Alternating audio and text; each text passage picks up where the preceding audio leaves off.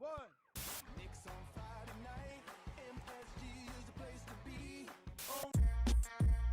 Something new. Stop. Give her what she wanted through to Sunday.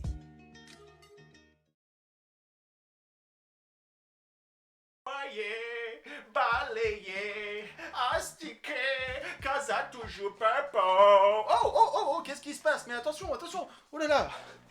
Hey, pas un jour, pas une semaine sans qu'on parle des New York Knicks. Excusez-moi, j'étais en train de terminer mon petit ménage. Hey Seb, toi aussi tu passes le balai? Dans les coins, en haut, à droite, à gauche, partout.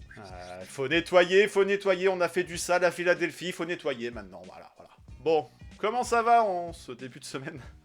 Eh ben écoute, ça va, tu vois, moi qui la semaine dernière je disais, non mais tu vois, il faut pas s'attendre à des blowouts comme il y a eu contre Atlanta, ça va jouer physique, ça va être en 7, les Knicks vont... Bif. Et en fait, mais what the fuck? Déjà avec... Enfin bref, j'ai rarement vécu une semaine comme ça de supportariat, je sais pas si ça se dit, de Knicks. Supporterisme. De supporterisme.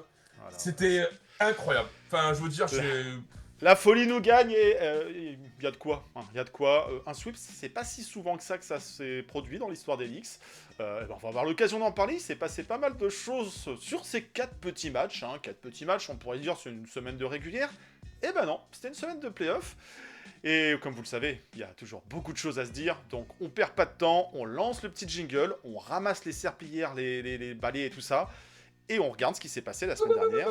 C'est parti pour l'épisode 157 avec les faits du logis. Let's go.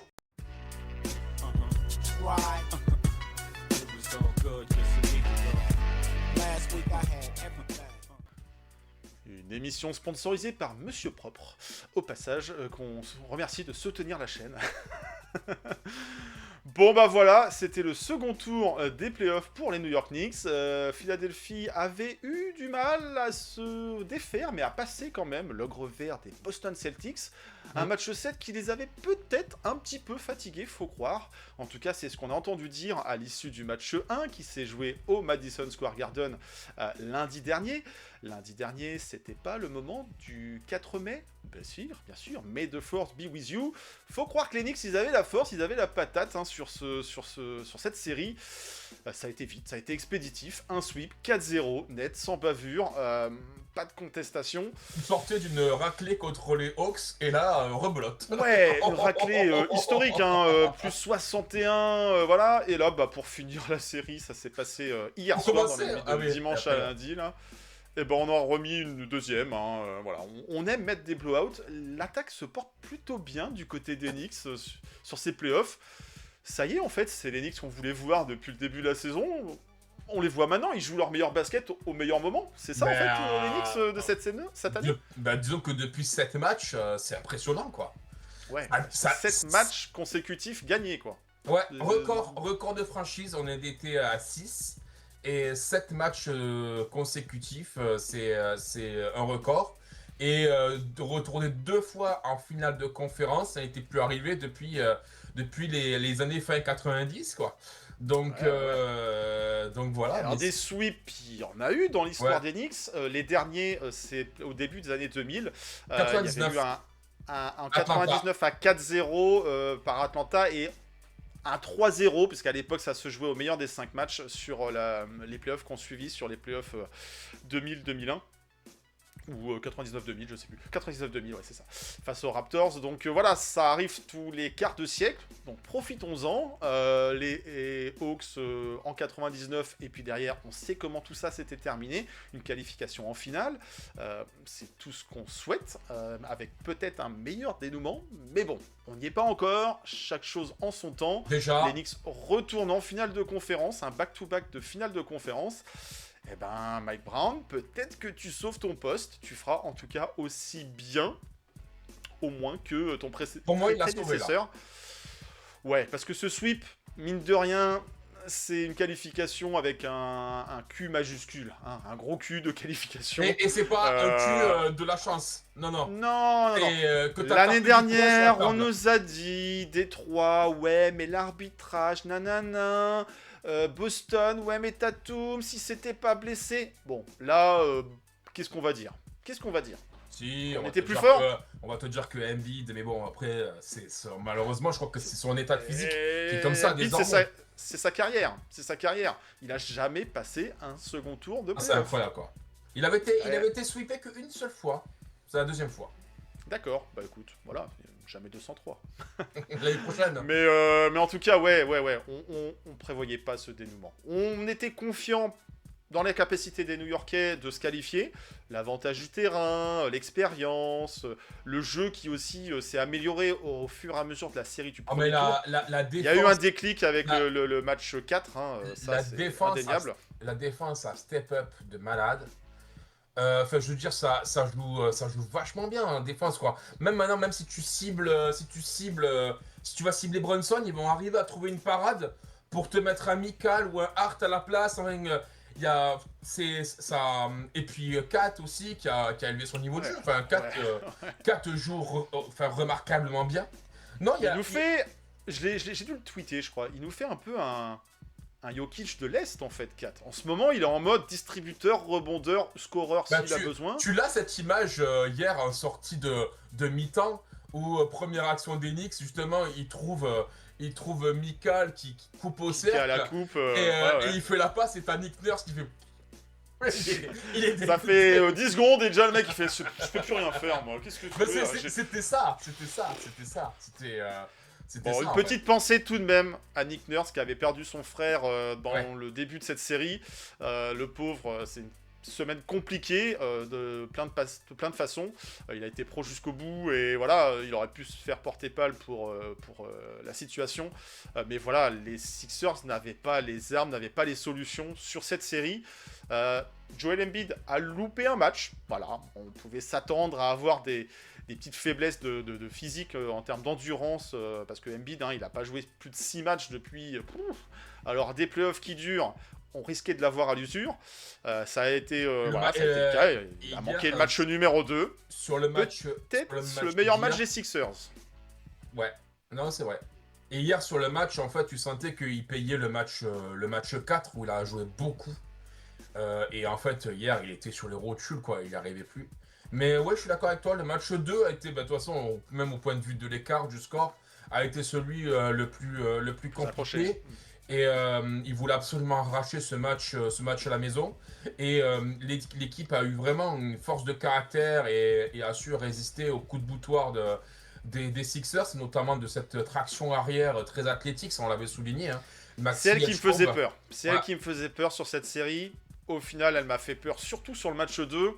Et après, j'ai l'impression que les Sixers, ça joue différemment avec ou sans Embiid. Ah ouais, Que complètement. Embiid, c'est un joueur qui prend de la place dans tous les sens du terme, médiatiquement, dans le jeu, dans le salary cap de la franchise aussi. Ça, c'est d'autres histoires et cela ne nous regarde pas. Mais en tout cas, ouais, j'ai l'impression que cette traction arrière, et notamment Maxi, peut être un peu bridée par la présence d'Embiid, qui accapare du jeu, qui ralentit le jeu aussi, hein. Faut appeler un chat ou un pachyderme. Embiid, c'est quand même pas très très rapide. Et, Ça l'est plus. Ça l'est plus. Peut-être Ça que l'est bah plus. voilà, c'est une équipe qui joue en 2 temps, mais le tempo up serait peut-être plus quelque chose qui irait dans la construction à venir peut-être de cette équipe avec du Vječko, même en Oubré, c'est quelqu'un un ailier qui se projette assez vite, qui est assez rapide. Et quand le jeu est ralenti avec Embiid, bah, ça devient peut-être un peu plus physique à défendre, mais un peu plus prévisible. Et là, la défense d'Enix en est très très bien sortie sur cette série. Ah ouais, c'est... Non, mais cette série a été remarquablement bien menée. Tu prends tes 2 matchs à la maison, déjà tu commences bien pour le moral, tu les éclates. Là, tu sortais d'un match historique contre Atlanta et rebelote. Tu fais OK, bon, ben ils sont lancés, les mecs, ils sont chauds, c'est parti. 137 à 98 dans le match 1. Voilà, la série était lancée. On nous a dit, les gens ont dit, ouais, mais Philly, ils sont fatigués de leur match 7. Ce qui est pas impossible. Pourquoi pas, en New York effet, n'avait fait il- que 6 matchs. il y avait Un peu de 24, repos. il y avait 24 heures d'écart entre les deux matchs. Émotionnellement, il a fallu s'arracher pour aller chercher la victoire à Boston. Il y avait peut-être aussi un soulagement de ah, on est revenu d'un 3-1, Ouais. ça y est, on bat Boston aussi parce que je crois pas que Joel Embiid ait réussi à passer l'ogre vert des Boston Celtics. Et donc, c'était la première Euh, C'était la première fois. Bon, bah voilà, ça sera Toute malheureusement première la seule et dernière victoire en playoff des Sixers cette saison, quoi, cette post-season. Ils n'auront pas gagné au second tour. Donc il y a perdre et perdre, se faire éliminer. Peut-être qu'on a cherché des excuses à ces Sixers. Les Sixers qui ont eu une saison régulière compliquée aussi. Il y a eu des blessures, des absences, des suspensions. Voilà. Et on s'était dit, ah bah ça sort du play-in, ça passe Boston. Et pas de n'importe quelle façon. Même si peut-être que Boston aussi a surperformé, surchauffé en régulière, et arrivé en play-off, ah bah mince, il n'y avait plus de marge de progression, de marge de manœuvre. Là où les Knicks se sont fait peur face aux Hawks, et depuis où il y a eu ça s'est reconcentré, Kat a un jeu, a une utilisation dans le jeu offensif qui est le jour et la nuit. Bronson qui s'est aussi un peu remis en retrait, il a posé sa cape de super-héros pour dire ok, allez, on joue en équipe maintenant. Oh, il a fait Et, il a fait une série de maboules. Hein. Ouais, sur cette série, on a retrouvé le GB Premier game, MVP, quoi. MVP, GB MVP. 35 points, 3 sur 6 à 3 points, 3 passes, voilà, donc en 31 minutes. Deuxième game, donc là, en effet, plus accroché, 41 minutes, 26 points, 6 passes. Bon là, toute l'équipe avait pêché au niveau de la réussite à 3, mais Ouais. compliqué. Troisième game, 33 points, 9 passes, 3 sur 8 à 3, 50% au shoot en 38 minutes. Et hier soir, pareil, 22 points en 28 minutes, 6 passes. Parce qu'il y a eu beaucoup de garbage time. Parce qu'il y a eu beaucoup de garbage time, que l'humiliation était là, que la qualification était là, qu'il n'y avait Non pas mais besoin tu de vois, forcer. hier par exemple, le match, à un moment donné, c'était symptomatique. À un moment donné, c'était dans la première mi-temps, ou deuxième quart, il y a une attaque des Knicks, le ballon ressort, il reçoit le ballon, et en fait, il y a McBride qui est libre à sa droite, et Juice était en feu, franchement, Bon, hier. Juice. Ah mais Juice, il était en feu. Et là, en fait, au lieu de prendre lui le shoot, il a décalé. Et lui, et Juice, vu qu'il était intouchable hier, filoche. Il était on fire, quoi. On fire. Filoche. Bah, il a remis du 3, quoi. Il a remis du 3. Mais JB a pas été mauvais non plus à 3 Ah points non. hier. Il est à quoi? À 6 sur 10. C'est un gros volume de shoot. Il Ouais, est 60% à 3 points. c'est Bon, énorme. bah écoute, vas-y, continue de shooter. Mais en fait, Philadelphie n'avait pas la réponse à Jalen Brunson, quoi. C'est ça qui m'a un peu surpris, étonné, c'est de Bah, j'avais ne peur pas avoir que trouvé de solution, là où justement les Hawks ont mis quand même JB à Mais je rude m'étais dit, épreuve. moi j'avais peur, je m'étais dit, Edgecombe, il va lui poser énormément de problèmes parce que justement c'est un En jeune mode qui a les dents. rookie, je veux montrer, je veux prouver. Ouais, et puis il a montré cette saison que c'est un joueur des deux côtés du terrain, un super jeune, hein, VJ Edgecombe, super jeune et défensivement il a, Faudra le suivre dans les années à venir, je pense. il a envie, hein. Je me suis dit, putain, il va faire chier JB. Mais non. Non, JB, bah, il s'est baladé dans la défense des Sixers, tout en ne freinant pas le jeu collectif, quoi. On a encore, sur cette série, un beau jeu collectif des Knicks. Alors, il y a un point qu'on peut déplorer, c'est la blessure d'Oji Anunoby. Oji qui faisait des playoffs jusqu'à présent formidables, Ouais. qui a fait un bon début de série aussi, hein, son premier match très très bon. Malheureusement, le deuxième, voilà, un claquage, une élongation aux ischios, À la on fin. ne sait pas trop. Tout à la fin. Bah alors, ce qu'il est ressorti dans un premier temps, si on doit faire un peu comment ça s'appelle, si on doit remonter un petit peu la chronologie de ce qui s'est passé. Donc, il fait un deuxième match très bon, des deux côtés du terrain encore une fois, excellent. Et puis, à un moment donné, donc sur une accélération, 24. on sent qu'il est un peu coupé dans son élan. D'ailleurs, il récupère le ballon, il tente un dunk, ça marche pas. Et sur le retour en jeu, sur le retour en défense, il Sur fait un repli, ouais. signe, il fait un signe au banc en disant je veux sortir. Et il restait, Ouais. il restait 4 minutes, 4-5 minutes dans le dernier quart-temps. C'était vraiment le. Ouais, parce que sur ce match-là, sur ce match 2, il joue quand même 37 Eh oui.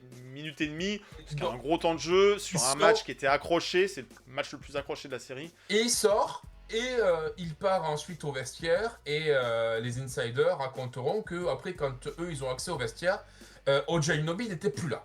Et donc forcément, les images ont été décortiquées, tout le monde a regardé comme qu'est-ce qui se passait, on a vu qu'en effet, À spéculer, on il sait s'est aussi mis qu'il y a la main. des blessures un peu souvent dans cette zone du corps chez Et OG. c'était surtout au même endroit qu'il y a 2 ans, donc en 2024, où, ben en fait, on fait, rappelle-toi, donc les demi de conf contre les Indiana Pacers, et on gagne 2-0 contre Indiana. Il fait un match 2 incroyable, il se pète, on le revoit plus, et on perdra la série 4-3, on s'en rappelle. Et donc là, tout le monde était en mode, mais qu'est-ce qu'il a? C'est les ischios, c'est combien de temps? C'est ça. Et en fait, au fur et à mesure que, notamment le lendemain, que les rapports médicaux sont arrivés, sont tombés, déjà, Le retour déjà plus positif, quoi. ouais, Shams Charania a dit non, il est questionnable. Il est en day-to-day, en day-to-day. Il n'était en pas day-to-day. out. Voilà, il pouvait peut-être jouer ce match. Voilà, 3. là où Charania avait raconté lors de le playoff 2024, il avait donné, entre guillemets, une fourchette de temps où il serait absent. Là, il dit en day-to-day. Et d'ailleurs, c'est récupéré par Begley, par Katz, qui ont plus d'informations et qui disent non, non, c'est pas de l'optimisme, c'est pas juste pour noyer le poisson. C'est que vraiment, et déjà, il a fait partie du voyage à Philadelphie. Et en plus de ça, non, non, c'est que vraiment, la blessure est mineure. C'est une petite élongation mineure. Et c'est pas ce qui permet de se rassurer, ce qui permet aussi de le ménager sur la série. Voilà. Parce que du coup, c'est Miles McBride qui a retrouvé une place de titulaire. Alors peut-être un peu moins convaincante sur le match 3, mais alors sur le match 4, c'est Voilà. un bijou. Bon, après, le C'est match un 4, bijou. le match 4 sort du temps. Hein. La première mi-temps mais du match 4. Juice a été un grand Oui. artisan de cet énorme blowout en mettant 3 points sur 3 points à 100% Mais je de pense réussite. que si la série avait dû se poursuivre, OG Anunoby serait revenu dans la série. J'en suis persuadé. On peut se le dire, si ça avait été un peu plus accroché, là, bon, il y avait à 2-0, peut-être pas besoin de forcer dessus, ça sert à rien d'aggraver une blessure, sachant que les Knicks ont de l'ambition, ont envie d'aller loin, et qu'on aura sûrement besoin d'OG un peu plus tard dans des rôles Et c'est sûr que par aussi contre, importants. là du coup au prochain tour, donc en finale de conférence, peu importe l'adversaire, c'est sûr qu'il sera scruté. C'est sûr que parce qu'il va revenir.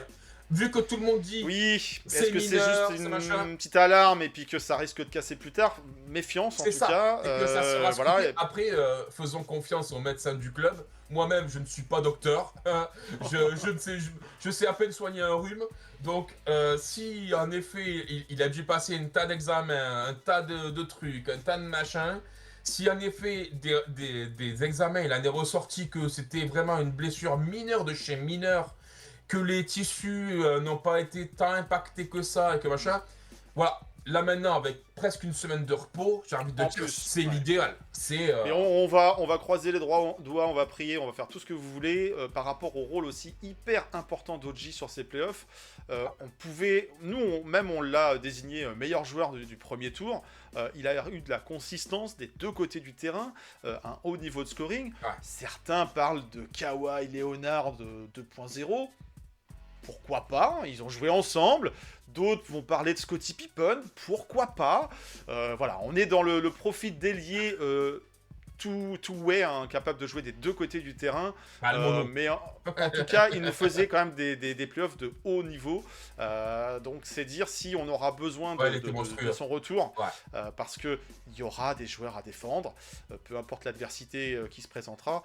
Là, ça a passé, ça a été suffisant pour passer les Sixers. Peut-être des Sixers en bout de cycle, on verra l'avenir de Philadelphie. On allait voir aussi qui allait un petit peu step up dans cette série en l'absence de OG. Et ben on a retrouvé un bon Mikal Bridges. Oui, lui qui connaît Philadelphie, qui est natif de Philadelphie, qui avait été, on le rappelle, été drafté par les Sixers avant d'être échangé, envoyé très rapidement aux Phoenix Suns. Il avait peut-être à cœur de bien jouer, de bien faire bonne figure en tout cas face à ces Sixers. Ça a plutôt marché pour Monsieur Bridges, qui a retrouvé des sensations, des couleurs et un scoring varié. il y a du mid-range, il y a du 3 points, il y a aussi de la percussion. On l'a vu un petit peu au lancer franc, Michael Bridges. Donc c'est dire si, voilà, il s'est peut-être un peu moins caché. Mikal, Et il a profité des espaces et du jeu de passe aussi de Karl depuis Anthony Towns. depuis le match 3, ouais, c'est ça. Depuis le match 3, on retrouve un peu le Mikal du début de saison, celui qui virevolte, celui qui tourne autour de 4, celui qui coupe, celui qui agresse, celui qui va au cercle. C'est plus le mec qui reste coincé dans son aile et qui attend le shoot. On le retrouve et on en a besoin de ce Mikal-là. Surtout quand tu perds une vingtaine, voire 30 points par soir dans les bons soirs de OG Anunoby, il faut bien qu'il y ait quelqu'un d'autre qui prenne un petit peu le relais. Voilà, Michael Bridges, franchement, rien à dire sur cette série. Il a été formidable et il a été formidable aussi des deux côtés du terrain. Parce que moi, je craignais beaucoup la traction arrière, Edgecombe, Maxi. Maxi, il a quand même été relativement freiné dans cette série et qui était aux manœuvres défensives. Il a couru Michael Bridges, Josh Hart aussi, Deuce. Enfin voilà, en tout cas, il y a eu une belle défense du backcourt. Et tu vois ce que j'aime bien là de la suite, c'est intéressant aussi de retrouver un Michael un peu plus saignant défensivement parlant. Tu vois ce que j'aime bien, par exemple, tu vois, au match 2 ou au match 3, c'est que tu vois, au match 2, donc Michael Bridges, 18 points, 9 sur 13 au shoot, 0 sur 2 à 3. 0 sur 2 à 3. Ouais, ça veut dire qu'il n'a pris... Il se cache plus dans le corner. Il n'a pris que 2 shoots à 3 points. C'est-à-dire qu'après, derrière le reste, il a pris 11 shoots, pas à 3 points. C'est-à-dire qu'en effet, t'as vu, on l'a retrouvé dans son jardin. Tu sais, quand il fait son fake de way mi-distance, qui est létal, il le met quasiment tout le temps. Et ça, tu te disais, mais pourquoi t'as arrêté de le faire?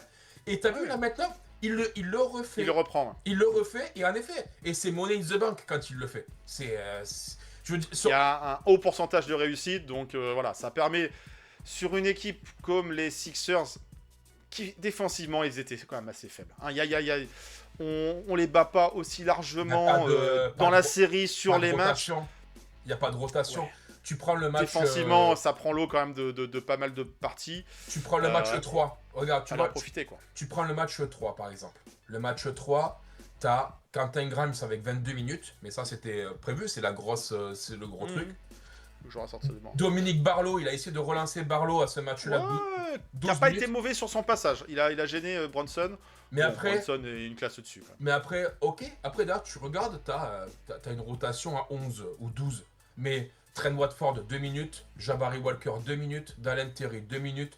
Justin Edwards, 2 minutes. André Drummond, 4. Et Adem Bona, 2. Tu vois, enfin, ça équivaut à rien. Après, c'est les playoffs. On sait que les rotations, elles sont pas à mais ils ont pas, en dehors des matchs de blowout. Ils n'ont pas. Et c'est pas deep. C'est pas type, et les starters, ils ont pas toujours non plus montré un haut niveau défensif, et ça s'est payé, quoi. Les Knicks ont fait payer leur supériorité collective à ces Sixers. Voilà, on pensait que ça allait être plus accroché. J'ai bien aimé, tu vois, enfin, nous, notre banc, ce qu'il a fait. J'ai bien aimé ce que Mike Brown a fait. C'est-à-dire, comme, il a pas hésité à lancer Ariel Porti. Tu vois, il a pas hésité. Alors ça, parlons-en, parce qu'il y avait le phénomène Joel Embiid. On sait qu'il va chercher des fautes. On sait que Karl Anthony Towns, c'est son péché mignon de prendre des fautes un peu trop facilement. Mitch, c'est pareil. Du coup, voilà, est-ce qu'on allait réussir à trouver des solutions ou se faire marcher dessus par rapport à un Joel Embiid qui allait nous mettre tous en problème de faute? Ça a été le cas régulièrement. Kat, il fait une bonne série en rapport qualité-prix. Le temps passé sur le terrain, ce qu'il a produit, c'était bon. On se dit, dommage. Il aurait pu passer plus de temps sur le terrain s'il n'avait pas été gêné aussi régulièrement par les fautes. Mais parce qu'en face, il y a un client flopper par excellence, quoi. Mais faut appeler ça aussi comme ce que c'est. Mais j'ai bien aimé, Joel Embiid excelle dans le rôle du flopping et de tomber, de perdre son équilibre. Au-delà, je voulais faire plus ressortir le fait que les passages de Porti étaient... Il a pas eu froid aux yeux de lancer Porti, dans le sens où tu avais peut-être des problèmes de faute du côté de Kat. Tu avais peut-être des problèmes de lancer franc pénalisant à cause du hack Mitch. Du hack Mitch, on en a vu. Voilà, on en a vu. Et encore, ça a à peu près été. Franchement, ça a été. Et donc, mais il a dit, ok, et ben je vais envoyer.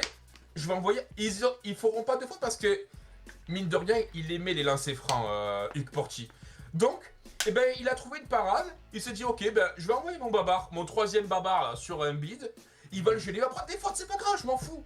Mais déjà d'une, eh ben ça va le fatiguer de l'attaquer parce que Portis c'est quand même une belle bestiace. Ouais, faut le bouger aussi. Hein. Il faut le bouger. De deux, ben ils pourront pas faire de hack parce que ben il va les mettre dans ses francs. Donc en fait il a pas hésité. J'ai bien aimé aussi qu'il a pas hésité à relancer Chamette sur la blessure de OG Anunoby.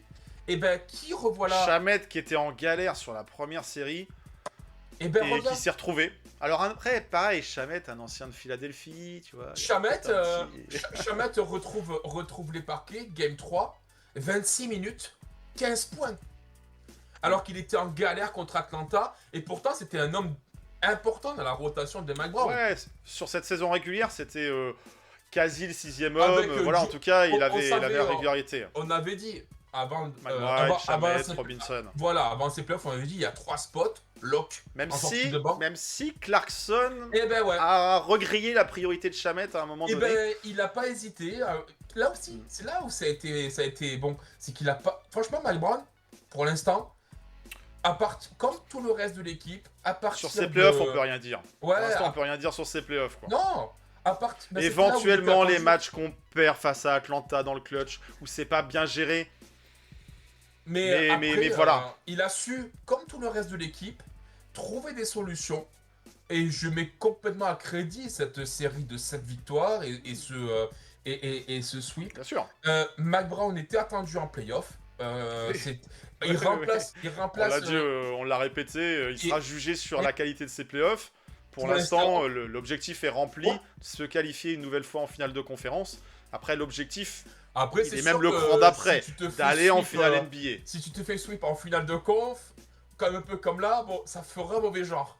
Mais ça nuancera le bilan. Mais j'y crois pas. J'y crois pas. Mais en tout cas, on a revu un Karl Anthony Towns impliqué, qui sourit, qui est épanoui dans son jeu. Alors qu'il était perdu, c'était un peu la tronche, il savait pas pendant toute la régulière, et ça nous inquiétait. Et là, alors à croire que c'était peut-être un plan. Bon, pendant toute la régulière, je vais te mettre un petit peu en retrait, et puis par contre, ça va être le joker, l'arme offensive, l'arme... Il prend pas plus de shoot. Hein. Non, mais le ballon passe par lui, et il distribue, mais là où avant, il touchait pas ses ballons. La relation 4 OG, elle était incroyable. Sur ce match 4, il arrive à 10 passes décisives avant les 10 points. Ouais. C'est dire aussi l'implication dans le jeu. C'est un distributeur, quoi. Et alors, il y a l'opposition, on peut pas non plus tout décontextualiser. Il a été bon, Karl Anthony Towns, sur la série face aux Hawks, face aux Sixers. Est-ce que les Sixers lui ont mis une bonne défense ? Il pouvait poser la question. Il y avait Embiid déjà, tu sais que Embiid prenait au maximum facilement 30-35 minutes. Oui, et puis il a du mal à les faire ces 30-35 minutes. Donc en soi, les fautes qu'on allait donner, ça nous permettre de glisser un petit porti pour et tu peux pas lui mettre, les minutes. Et tu peux pas lui mettre un mec en dessous, parce qu'à côté de ça, tu vois, tu peux te dire, je vais lui mettre un Paul George. Ouais, mais dans ces cas, tu laisses OG tout seul. Et on a vu à plusieurs occasions un Karl Anthony Towns au large, comme il le fait souvent, démarrer en drive, et en un pas ou deux, ça y est, il a largué Embiid, quoi. Mais t'as vu, c'était ce qu'on disait la semaine dernière, et c'est quand on parlait des points, je disais, il faut attaquer Embiid. Ok, d'accord, mais Embiid, il faut l'attaquer, et c'est ce qu'ils ont fait. Lui faire provoquer des fautes, le pénaliser, le fatiguer, le machin. Et c'est ça qui a marché. Ouais. Et c'est ce qu'ils ont fait. Ils ont attaqué, parce que Embiid est autant leur force que leur faiblesse. Et le mec, en fait, en défense, t'as bien vu, sa défense s'est fait ouvrir. C'est plus le... Il est bon, on va dire, en protection de cercle, parce qu'il est lourd, massif, qu'il est long. Voilà, donc il va pouvoir gêner, contester. Mais au-delà, en mobilité, c'est compliqué quand même. C'est pour ça qu'avec 4 au large, et du coup, ça a libéré la raquette. Et non, franchement... Plan de jeu exécuté à la perfection. De toute façon, 4-0, qu'est-ce qu'on va vouloir critiquer, pinailler, redire, hein. On a pu voir du Daddy, on a pu voir du Sohan, on a pu voir du Modiawara. Et tu sais que tout le monde a pu jouer, quoi. Je crois que sur ces playoffs, sur cette campagne de playoffs, je crois que notre bande n'a jamais autant joué. Sur cette campagne, franchement, regarde. Ils ont eu du temps de jeu, ils ont eu des blowouts pour pouvoir avoir des minutes consécutives et significatives. Contre Atlanta, je pense qu'ils doivent jouer les 3 derniers matchs. Euh, et, Possible, co- je sais plus, mais ouais. et contre Philadelphie, ben, ils jouent le match 1 et le match 4. Enfin, je veux dire, notre banc a rarement eu autant de temps de jeu. Parce qu'on peut se le permettre, parce que les Oui. matchs sont pas accrochés, parce Ben que oui. les Knicks ont un haut niveau offensif, et ça là-dessus aussi Mais c'est tant pareil. Il y a eu quelques matchs où l'adresse était un peu poussive à 3 points, mais hier soir c'était formidable, ça démarre à 90% de réussite. On se dit, mais c'est pas possible quoi, enfin qu'est-ce qui se passe? Sachant que les Sixers jouaient leur survie dans cette série, dans ces playoffs, c'était un win or go home, et ils se font ouvrir en 6 minutes quoi. En 6 minutes on fait déjà le break quoi, donc c'est... L'énergie, l'intensité, la concentration de l'équipe, ça aussi c'est très important. Parce qu'à 3-0, naturellement, tu peux penser à un relâchement. Tu peux dire, bon, au pire, si on le perd, on vient finir la série à la maison. Non, on sent que l'équipe, elle est quand même concentrée, elle est préparée, et elle va rien relâcher. Alors bon, est-ce que les Sixers, c'était un adversaire plus fort que les Hawks ? Eh ben, moi je dirais que non. Moi je dirais que les Hawks, qui étaient peut-être un peu plus avec de la jeunesse, de l'inexpérience collective en playoff, bah, ça nous a donné plus de soucis. Pour preuve, la série a poussé en 6. Mais au-delà de ça, j'avais trouvé les Knicks plus bousculés dans cette série, plus accrochés que là les Sixers, quoi. Et j'ai été déçu, on va dire, par la paire Vijay Edgecombe, Tyrese Maxey. Alors peut-être aussi que la défense de Mikal, entre autres, y est pour quelque chose. Mais je m'attendais à ce que voilà, ça nous mène plus de difficultés. Même Josh Hart le disait, hein, il va demander peut-être Oui. à Maxey de ralentir, se mettre à un rythme un peu plus de sénateur comme CJ McCollum pour mieux le contenir. Bah, Maxey, il a passé la série sans vraiment nous causer de difficultés. Oui, il est capable d'aller au panier à de nombreuses fois, mais ça n'a pas permis de porter les Sixers pour les rendre menaçants sur cette série, quoi. Maxey, il termine tout de même meilleur marqueur de l'équipe. Non, il est deuxième meilleur marqueur derrière Embiid. 18-7 pour Embiid, 18-3 pour Maxey. Bah voilà, c'est un petit peu light au regard de chez nous. Jalen Brunson, 29 points sur cette série. Et encore, le match 4 lui fait baisser sa moyenne.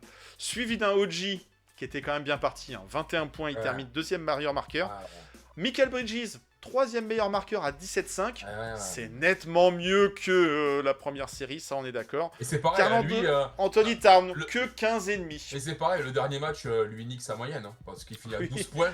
Sinon, il Bah, avait c'est fait ça. 17, 18 et 23. Donc, Ouais. Non, c'est ça, le finir en blowout sur le quatrième match, forcément, ils ont passé plus d'un quart d'heure sur le banc. Bah oui, ça baisse la moyenne dans cette histoire. Mais c'est pour dire, en tout cas, voilà, on pouvait se poser la question, c'est qui est le meilleur joueur de la série ? Bah, c'est JB. JB nous a rappelé qu'il aime jouer contre Philadelphie. Peut-être que ces trois Nova Boys que sont Hart, Jalen Brunson et Michael Bridges aiment jouer à Philadelphie. ben, t'as vu Preuve, la... ils ont une bannière, les dernières bannières, Mais c'est les leurs. Est-ce que t'as vu l'anecdote qu'a fait sortir Mike Breen hier sur justement Jalen Brunson? Donc en fait, il raconte que son père a commencé sa carrière aux Sixers, il a fini aux Sixers, qu'il avait voulu toujours jouer à Philadelphie et que donc il a passé 9 ans dans la ligue et qu'en fait sur sa dernière année, il pensait vraiment qu'il allait décrocher un contrat avec Philadelphie. Histoire de boucler la boucle, quoi, en Et fait. qu'en fait, les Sixers, à l'issue des matchs de pré-saison, le coupent. Et pour lui, c'est fin de carrière, c'est fini, il est trop vieux et terminé. Et en fait, il raconte que il a fait le voyage retour. Donc, c'était dans la banlieue de New York, là où ils étaient, dans le New Jersey, hein, je crois. Et en fait, il raconte que il a fait le voyage retour avec Jalen Brunson, qui était donc petit, Fils. dans la voiture. Et les deux pleuraient. Le pleurait parce qu'en fait, ils savaient que papa, c'était C'était fini, quoi. Et depuis, après, donc Rick Brunson a coaché son fils et on sait comment il s'est montré exigeant vis-à-vis de lui et c'est devenu le joueur que c'est devenu.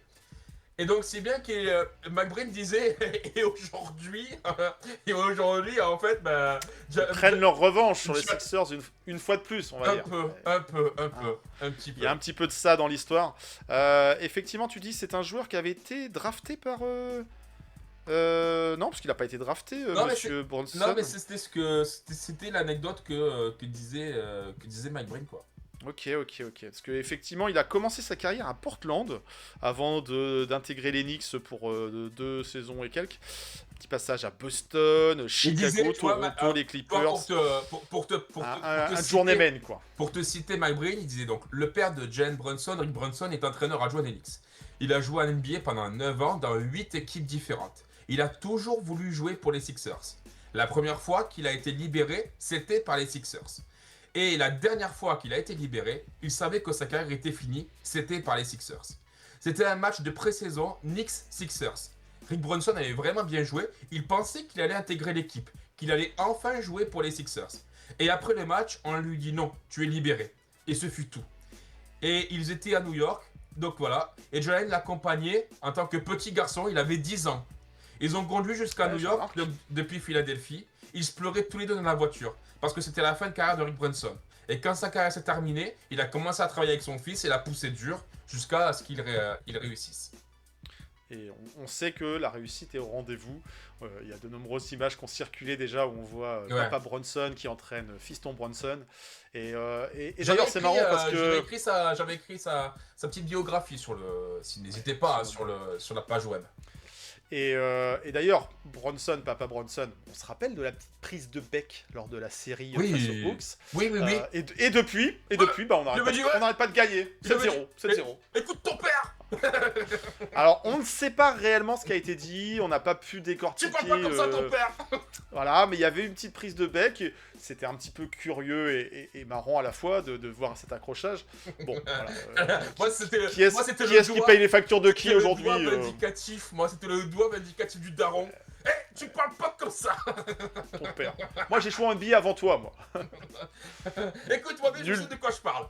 Nul doute que le fils a dépassé le père depuis bien longtemps. Largement. C'était la semaine du Star Wars. Je suis ton père. Voilà, vous avez toutes les refs. Mais non, mais c'était marrant quoi. C'était marrant, oui. D'un œil extérieur. Attention. Mais depuis 7-0. Depuis 7-0. Donc là où voilà. vous pouvez se dire Rick Brunson, c'est un peu un emploi fictif. Il est là pour faire un petit peu de copinage, un petit contrat en plus dans la famille Brunson. Bah voilà, il aura eu son moment de gloire en playoff et espérons que ça aille jusqu'au bout. Imagine maintenant, on perd plus aucun match et jusqu'au titre.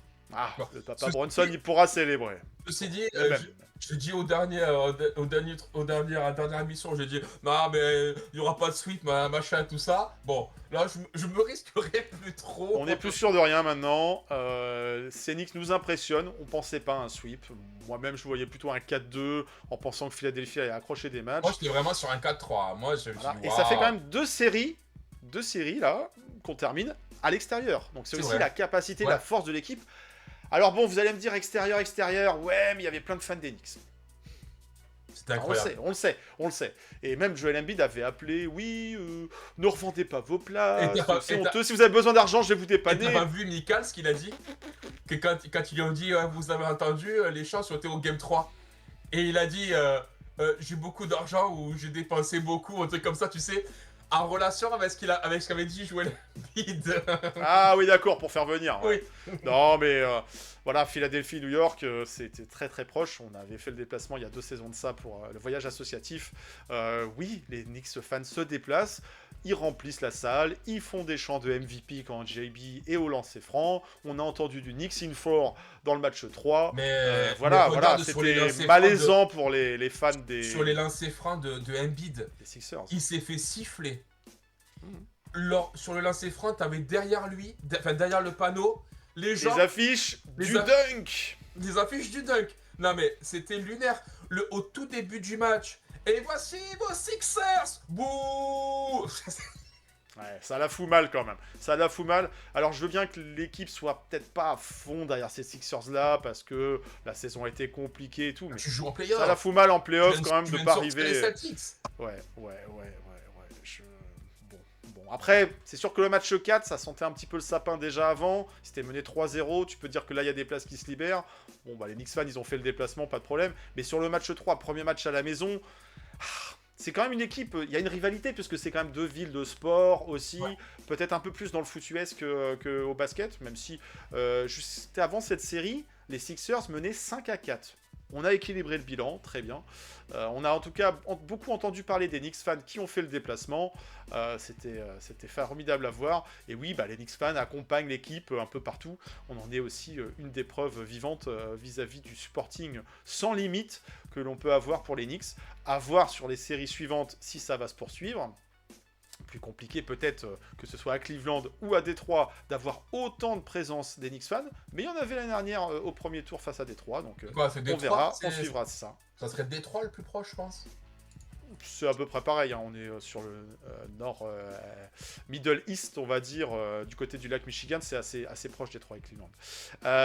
Et sinon, dans cette série, il y a une action qui a tourné et qui a été modifié, qui a été retouché, des hard prints un peu partout. Le dunk de Mitchell Robinson en alley-oop sur qui? Sur Joel Embiid. Génial. On se souvient de cette série il y a 2 saisons où Joel attrape les chevilles de Mitch. Derrière, ça a été une saison compliquée pour revenir de blessure. On l'a maudit, il y avait déjà beaucoup de raisons et de motifs pour maudire Joel Embiid. Et ben là, voilà, c'était ce dunk un petit peu symbolique de Mitch qui écrase un gros tomard c'était bon, sur une passe de JB, ligne de fond, sur une remise en jeu. Et puis bah voilà, cette photo, bah, elle symbolise beaucoup de choses sur cette série, quoi. C'est sûr qu'elle sera en carte, comme le dunk de l'année dernière d'Oji Anunoby contre les Celtics et en carte. J'attends, mais elle fera partie des joyaux de mes joyaux. Je l'attends en carte cette photo. Elle est symbolique, hein. On dunk sur Jojo, il y a le dunk de John Starks où on le voit, certains l'ont effacé, hein, Michael. Mais là, Joel Embiid, on ne pourra pas l'effacer, hein, parce qu'il est bien là, en train de faire la... Ah ouais, là, il est bien là. mais ce bougre, cet affreux, m'a fait peur, parce que je me suis dit, la façon dont il se laisse tomber encore, avec son corps nonchalant... C'est pas anodin. Il aurait pu reblesser Mitch sur cette action. Heureusement, ça s'est bien terminé. Mais il tombe un peu dans les genoux, il se laisse tomber. Et en ça, il est détestable, Joel Embiid. Il est détestable parce que voilà, c'est un joueur qui fait son balourd en fait, en mode « Oh, bah, je suis tombé !» En fait, c'est ça qui fait qu'il est détestable. Il a tellement pas besoin de ça. Parce que ça serait un joueur sans ce côté flopper à tir larigot et un peu dirty player. À côté de ça, le mec, il est tellement... Il est skillé de fou. Mais mais il est tellement fort. Mais il a tellement pas besoin de ça. Mais du coup, ça, nous autres fans d'autres équipes, on en vient en fait à se dire, ah putain, tu vois, je passe. On n'a qu'une seule envie, c'est le battre, l'éliminer, c'est... Ah ouais. Voilà, lui faire mordre la poussière, la feuille de stats. Alors, il a fait sa série, hein, à sa façon. On sent quand même que ça devient compliqué d'enchaîner les saisons régulières, plus ou moins, et puis les séries de playoffs. Voilà, l'avenir de Joel Embiid en NBA au Philadelphia Sixers. Est-ce qu'il passera un jour à second tour de playoffs? Est-ce qu'il va rester à Philadelphie? Il a un gros contrat qui l'attend, une extension pour le chercher, qui le verrouille là-bas. Est-ce qu'il y a d'autres équipes qui seraient intéressées pour récupérer ce joueur qui est assez atypique, qui est un peu un intermittent du spectacle? On parle souvent de Anthony Davis en mode injury prone. Lui, il se classe dans la même catégorie. Voilà, c'est un MVP certes, discutable pour certains, qui auraient préféré voir un Jokic cette année-là. Il est très bon, il a su être très bon, mais est-ce qu'il réussira à faire gagner son équipe? Ça a été le cas face aux Boston Celtics. Après, sans vouloir faire injure aux Celtics, Neemias Queta, c'est pas Mitch Robinson, c'est pas Karl Anthony Towns. Il y avait peut-être une façon aussi d'être plus dominant par rapport à une adversité plus faible à l'intérieur dans la peinture. Là, pour les Knicks, c'était un bon match-up, hein, finalement. 4-0. Est-ce qu'on aurait mis 4-0 aux Celtics? Je sais pas, je pense pas. Il y a une équipe qui a peut-être plus de cœur et qui aurait peut-être pas accepté en tout cas de se faire éliminer à la maison. Ceci dit, la série aurait été aussi avec un avantage du terrain pour les Celtics et pas pour les Knicks. En tout cas, voilà, on a pris du plaisir en 4 matchs. C'était un peu rapide pour nous, mais ceci dit, on va pas bouder notre plaisir. Ça permet d'avoir du repos pour les joueurs et puis pour la série à venir qui sera forcément disputée avec un enjeu pour se qualifier là où on n'a pas été depuis plus de 20 ans, à savoir les NBA Finals. On connaît pas l'adversaire, mais on va quand même se projeter. Avant ça, on finit notre rétrospective Parce qu'il se doit, le joueur de la série, le joueur de la semaine. Vu que la série elle s'est déroulée en une semaine, bah oui, qu'est-ce que vous voulez? Il y a eu 4 matchs. Il va y avoir beaucoup de mentions honorables avant d'arriver sur le joueur de la série. On rappelle, Oji Anunoby, joueur de la série du premier tour. Malheureusement pour lui, il n'a fait que la moitié de cette série. Et on espère qu'il reviendra vite. Il a été bon. Côté de ouf. Côté de ouf.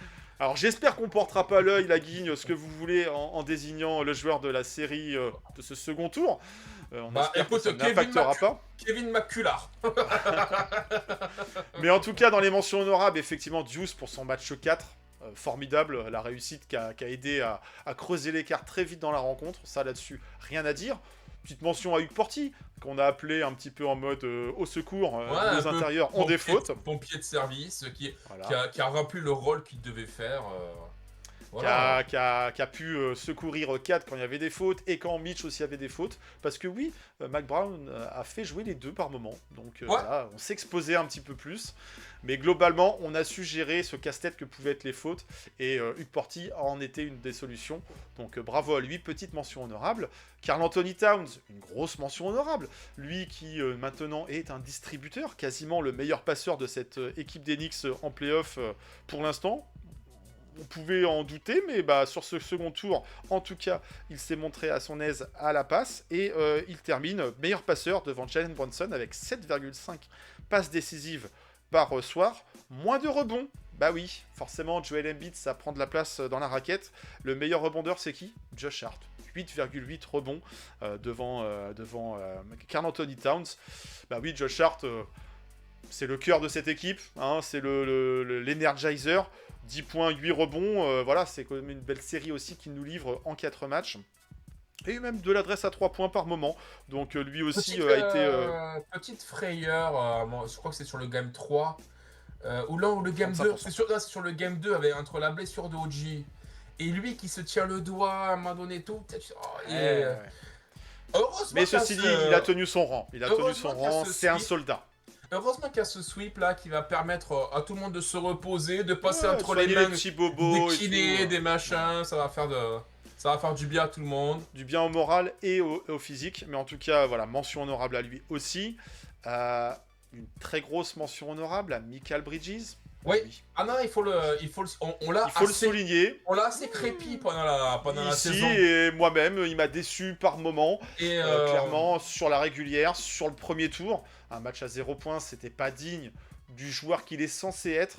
Et là, on parle pas des 5 pics de draft. On s'en fout des pics de draft. C'est des pics de draft qui vont aller jusqu'en 2030 ou je ne sais quoi. Les Knicks, s'ils ont besoin de gagner, c'est pas en 2030. On trouvera d'autres solutions pour gagner en 2030 s'il le faut. C'est maintenant. Donc, oublions ces histoires de pics de draft. C'est pas ça qui pose problème avec Mikal quand il y a des problèmes avec Mikal.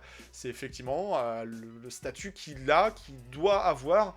Et quand il nous fait des séries où il termine péniblement à 10 points de moyenne, voire en dessous, c'est problématique, sachant que le joueur a des capacités, sachant que le joueur doit pouvoir aussi trouver sa place. Hein, il joue avec Josh Hart et Jalen Brunson, il les connaît ces joueurs. Hein, mais t'imagines, tu prends... Il a tout pour être bien, Mikal. T'imagines quand même, tu prends sa moyenne là contre Atlanta. Donc sur les 6 matchs contre Atlanta, il tourne en 6 matchs à 10 points, à 1,7 passes, 2 rebonds. Et puis, donc voilà, donc pas une défense qui a été non plus... Et puis, non, mais pas ouf, donc avec un plus-minus... Gilles a fait la chanson en début de série. Hein. Un plus-minus à plus 4,8. Avec des matchs, on le sait, à 0 points, 8 points, 7 points, donc d'une tristesse absolue. Et là, en fait, là, on retrouve donc... une très belle série. Là, maintenant, donc, il finit avec un plus-minus à 18. Là où il était à 4,8 au tour d'avant. Le jour et la nuit. Il finit donc avec une moyenne de 17,5 points, donc 7,5 points de plus. Plus de passes, plus de rebonds, une meilleure efficacité au tir. Enfin, il a... Non, mais dans l'attitude aussi. Dans l'attitude, tant défensive qu'offensive, on l'a pas trouvé se cacher et tout. Et tant mieux. Voilà, c'est un joueur aussi qui doit marcher au mental. Après, des problèmes d'adresse, n'importe quel joueur en basket, tout simplement, on parle même pas de NBA, il y a des soirs ça rentre, des soirs ça rentre pas, faut continuer d'y croire, faut continuer de travailler, faut continuer d'alterner, de proposer des choses. Et c'est ce qu'on déplorait sur la série face aux Hawks. Heureusement, la série s'est bien terminée et il a pu aussi en profiter, retrouver un petit peu de couleur sur la fin de la série face aux Hawks. Et puis là, il était à son aise dans son rôle. Et l'absence d'Oji Anunoby lui a peut-être aussi redonné un peu de responsabilité. Et il ne s'est pas caché. Tant Même, mieux. tu Tant sais, mieux. en fait, là, C'est le Mikal qu'on veut voir, en fait. C'est il le le Mikal re- qu'on veut voir. Quoi. il a retrouvé, entre guillemets, on va dire, retrouvé son niveau depuis le Game 6 contre Atlanta. Et en fait, depuis, il est dans ses standards, c'est-à-dire que il prend une douzaine de shoots par match, il prend moins de shoots à 3 points, et en fait, il est plus agressif au cercle, et notamment C'est sur... ça. Et je le redis, sur son mid-range, son fade-away, là, il est tellement bon, là. Il est long, il le maîtrise, il se recule bien, Il c'est est- indéfendable, en fait. C'est ça, il est tellement bon, et il a un haut pourcentage de réussite, et quand tu as besoin de panier, quand tu as besoin de répondre, ils viennent de marquer, paf, allez, nous aussi on répond, on met un panier, et ça fait du bien. Et du coup, ce Mikal-là est superbe. C'est celui qu'on voudrait voir plus régulièrement. Donc là, c'était très très bien. Et donc une énorme mention pour Mikal Bridges sur cette série. C'est pas parce que tu as joué les Sixers qu'il faut maintenant se reposer. Hein. On sait que tu es l'homme peut-être des seconds tours, mais on a envie de te voir aussi en finale de conférence. C'est le seul joueur de cet effectif qui a été en finale NBA avec les Suns il y a quelques années de ça. Donc voilà. OG Anunoby a gagné quand même. Hein. Oh oui. Lui et OG. Lui et OG. Mais en tout cas. OG, lui, il a même été jusqu'au bout. Hein. Il a été champion. Bon, après, il a été blessé un peu sur cette campagne. Mais voilà, en tout cas, il a cette expérience. Et on veut le retrouver dans ce rôle, donc formidable. Et donc, si c'est lui la mention honorable, vous l'avez compris, c'est pas lui le joueur de la série, de notre semaine, de ce second tour. Non, le joueur, c'est Jalen Brunson. Oui, Jalen Brunson, vous pensez qu'on allait voter pour qui? Mitchell Robinson, c'était très bien, mais bon, voilà, il a le poster dunk qui restera. Il a l'image. Lui, il a l'image. Il a l'image. Voilà, il peut le mettre dans son Hummer et tout. Voilà, il peut le mettre en fond d'écran. Il l'a retweeté, tout ça. Ça a été repris par plein de monde. Effectivement, l'action, ça sera sûrement cette action parce qu'elle est symbolique. Ouais. Mais le joueur qui a fait le boulot, qui a montré qui était le patron, c'est JB. JB, voilà, on l'a retrouvé. À se balader dans la défense. Alors, est-ce que c'est parce que la défense des Sixers avait pas de solution? Ceci dit, il y a déjà eu une série avant, hein, on se connaît, on a déjà joué plein de matchs en régulière face à cette équipe. Donc, voilà. Il avale des âmes aussi. Hier quand il avale l'âme de ce pauvre Dominique Barlow, qui cherche encore. Il est encore sur le terrain, paraît-il, en train de se dire il est où il est où, Jalen? Vous l'avez pas vu? Oh là là, Ce footwork est phénoménal. Et toute l'action est énorme. On s'en lasse pas. Toute l'action est énorme, c'est-à-dire que donc il crosse Dominique Barlow, il finit donc avec Embiid et il finit au cercle machin. Et derrière, Embiid fait une remise en jeu, interception, lui il se replace à 3 points. Coucou, je suis là. Allez, vas-y. Tout seul. Ouais. Filoche et une action à 5 points en 30 secondes. Non mais il a été très très bon. Et sans tirer trop la couverture à lui. Parce que c'est ce qu'on peut lui reprocher par moment, nous comme d'autres, de dire le héros beau, le JB qui monopolise le ballon, qui dribble. Il a été hyper important quand même dans le game 2. Ça a été bien équilibré. Le game 2 et le game 3, notamment pour éteindre les incendies. Quand faut être clutch, il a toujours cette capacité-là. Ça, on le sait, ça s'enlèvera pas. Il a mis des c'est gros lui le franchise paniers player. Donc, C'était dans le game 3, je crois. Il avait mis des gros paniers aussi. Il a été plus bousculé face aux Hawks que face aux Sixers, mais après peut-être qu'il monte tout simplement en régime et il va falloir compter sur lui. Il sait aussi que l'attente, l'objectif, c'est pas les finales de conf, c'est d'aller plus loin. On se rappelle, ils sont là, il est là depuis 4 ans. Depuis 4 ans, ça progresse en régulière, petit à petit. Ça progresse en play-off. Il est là toujours au rendez-vous, il est toujours présent. Là, voilà, le sweep, il en est aussi un grand artisan. Et pour cause, c'est le meilleur marqueur de l'équipe. Peut-être pas le meilleur passeur, mais bon, parce que Kat, il partage un petit peu ça avec Kat. Et tant mieux, tout le monde trouve un petit peu de quoi briller dans cette équipe. Et puis le duo prend forme. Si Nike nous tweet en fin de série too much to process, il y a un petit troll, il y a un petit soutien à JB, voilà. Mais le duo commence à prendre forme entre deux. Il commence à y avoir, tu vois, ça... On pourrait espérer plus, mais voilà. Là, en tout cas, on a trouvé la bonne formule. J'espère qu'elle va pouvoir durer sur la suite. Et ça, on on va en parler, quoi. Mais ouais, ils commencent à trouver leur rôle de Batman et Robin, quoi. Ouais, c'est ça. Un petit Batman et un gros Robin. Voilà. On verra qui est qui. Pour le coup, Robin a un costume plus grand C'est ça. que Batman, Robin, mais il prend c'est de la une place, question hein. de taille, quoi. Hein, c'est tout. Robin, il Voilà. prend de la place dans la caisse. Ils sont obligés de sortir la Batmoto parce que ils rentrent pas dans la Batmobile. Il y a un côté décapotable, mais que d'un côté, quoi. C'est ça. Et en fait, il fait pencher la caisse et elle roule comme ça, quoi. Bon, on va voir en tout cas ce qui va se passer du côté de Gotham City. Et pour ça, on regarde ça dans la seconde partie de l'émission. Allez, oublions les Sixers. Moi, je repasse un petit coup de balai et puis on regarde ce qui se présente aux Knicks. Let's go. Me, I get it in Sunday, Monday, Tuesday, Wednesday, Thursday, Friday, Saturday. That's Sunday, Monday. Balayer, plastiquer. Pardon. J'ai fait peur apparemment à une maman par rapport à On We ou Boston sur l'épisode précédent, donc je m'excuse, désolé. Et si par contre il y a des femmes de ménage qui veulent nous donner des petits conseils de nettoyage, comment est-ce qu'on lustre bien un parquet NBA, écoutez, n'hésitez pas à nous mettre ça en commentaire. Bon, par contre, on va devoir un peu se reposer. On va avoir un petit peu de nuit pour patienter. Alors, si vous avez envie de regarder les playoffs NBA, rassurez-vous, ça continue. Ça continue. Mais pas du côté de New York. Bah non, parce que nous, on a déjà été qualifiés. C'est dingue. C'est pas souvent que ça arrive. Déjà, ces fameux sweeps, on l'a dit, on l'a répété, il y a peut-être une vingtaine d'années, 25 années. Et en plus, les autres séries sont au coude à coude. Oui, à part ici. Peut-être que c'est la deuxième série qui va se permettre un sweep ou pas. Hein. Il n'y aura pas de Doncic, ça. Mais est-ce que les Lakers Ça joue des coudes dans les autres séries. Ah, au coude à coude. Ah oui, je l'avais pas. En même temps, j'ai pas vu le match. Je t'avoue que moi, en dehors des Knicks, je n'arrive pas à regarder autre chose. Et encore moins à m'emballer pour d'autres séries. Mais on va faire le tour. On va faire le tour des brackets. Et si c'est Allez, au coude à montre-nous ton coude... bracket. Alors, déjà du côté de l'Est, parce que c'est ce qui nous intéresse le plus, et en premier lieu, l'Ouest, ça sera pour plus tard, peut-être, Inch'Allah, on l'espère. Et bien c'est 2-1 pour Détroit. Détroit qui, pour l'instant, a le lead sur cette série, mais ça reste accroché. Je sais pas si tu as vu les matchs, et puis tu en penses. J'ai entreaperçu, Détroit a gagné son match, ses deux matchs à la maison. Les Cavaliers menaient bien dans leur match 3 et se sont fait remonter, se sont fait dépasser. Et dans le quatrième quart-temps, il a fallu un Harden clutch pour finalement arracher ce Game 3. Pour l'instant, quand même, la meilleure sensation est quand même du côté de Détroit. Ouais. Tu sens quand même que c'est quand même... Pourtant, les Cavaliers, il y a du monde. Il y a du monde, mais je sais pas, au point de vue de beaucoup de choses, les Pistons sont là. Et Kate Cunningham est magnifique sur cette série.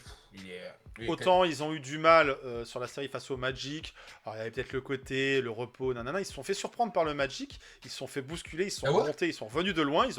Ils ont frôlé l'élimination. Ah, ils ont failli, ils ont failli les péter, Pistons. Dans le match 5. Mais voilà, peut-être que l'appétit vient en mangeant. Peut-être qu'aussi, voilà, il y a un côté diesel du côté de Motor City. Haha, le jeu de mots de Mécano. Et mais en tout cas, là, ouais, ça carbure. Et est-ce que finalement, c'est eux qui vont tenir leur rang? On verra ce soir. On verra. En tout cas, voilà, un break à 3-1. En tout cas, moi ce soir, je suis pour les Cavaliers. Ça serait bien qu'ils puissent égaliser la série. Plus la série dure, mieux c'est pour les Knicks qui vont pouvoir se reposer. Et on pense à OG Anunoby. Donc oui, effectivement, on n'a pas envie, on va dire, que cette série se termine assez vite en 5 ou voire 6 matchs, si elle peut pousser le plus loin possible. Mais en tout cas, voilà, Harden sauve un petit peu les miches de Cleveland. C'est que le match ce soir. Match 4 ce soir. Match 5 dans la nuit de vendredi, donc D'accord. Non, n'importe quoi, dans la nuit de mercredi, le 13. Mercredi à jeudi, ouais. Match 5 et match 6, donc dans la nuit du 15, ouais, de vendredi à samedi. Ouais. D'accord. Pour ce qui pourrait faire une semaine de repos pour les Knicks, cette série. Et le 7, c'est dimanche. Tous en 5, 6, 7. Ouais, dans la nuit de dimanche à lundi, le 7. Bon, les Knicks vont patienter pour savoir qui de ces deux formations ils vont affronter. Spoiler, ils les ont déjà affrontés en play-off. Ça s'était à chaque fois passé par une victoire. On n'a pas Indiana cette année. On n'a pas Non, il n'y a pas les Pacers, et puis les Pacers, ils auront peut-être pas de pick de draft pour... Ah, mais ils en ont pas, c'est sûr.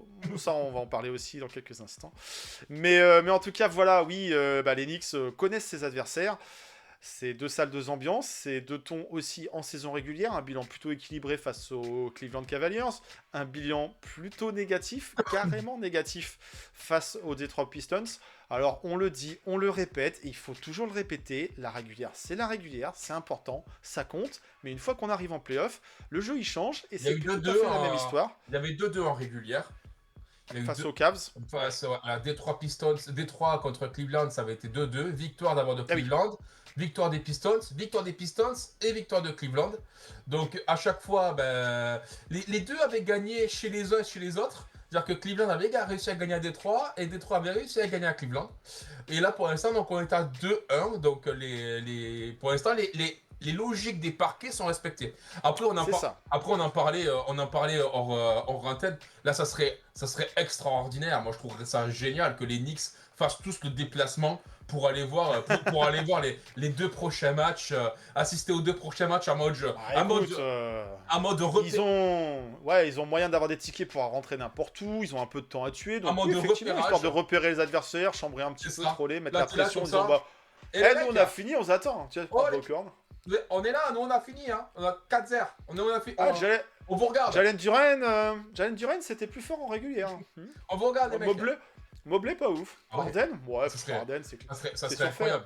Trop vieux Harden, il jouait avec les Sixers avant.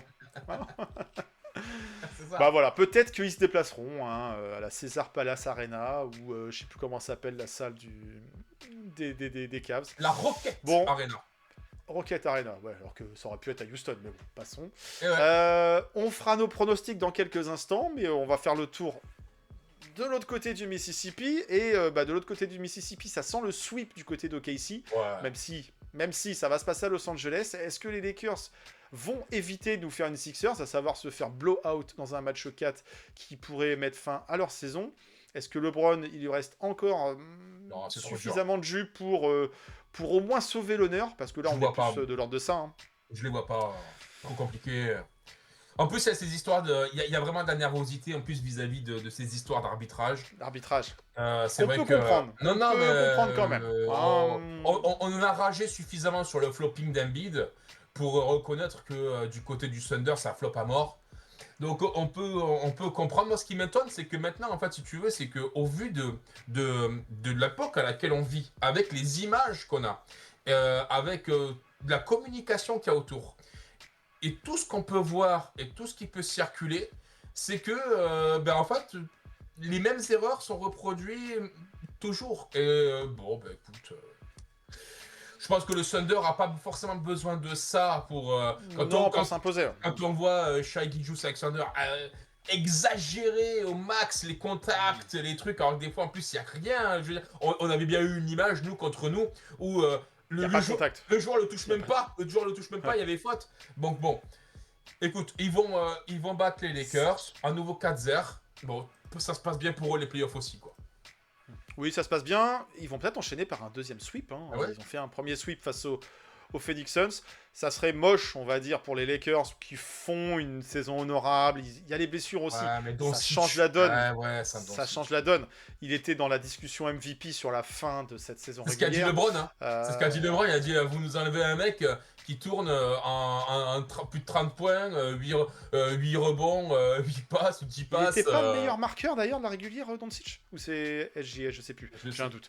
Mais vous nous direz en commentaire. Mais en tout cas, ça change forcément la donne. Ouais. Déjà, les avoir vus passer les Rockets, c'était un bel accomplissement. Et on s'est dit, LeBron quand même, il est inoxydable. Bon, là, du retour à la réalité, le 3-0, ils sont au bord de l'élimination. Je sais pas si LeBron s'est beaucoup fait sweeper en carrière non plus. Autant on se posait la question sur Embiid, il a connu des défaites lourdes en finale, et je crois que c'était 4-1 sur la dernière avec les Cavs.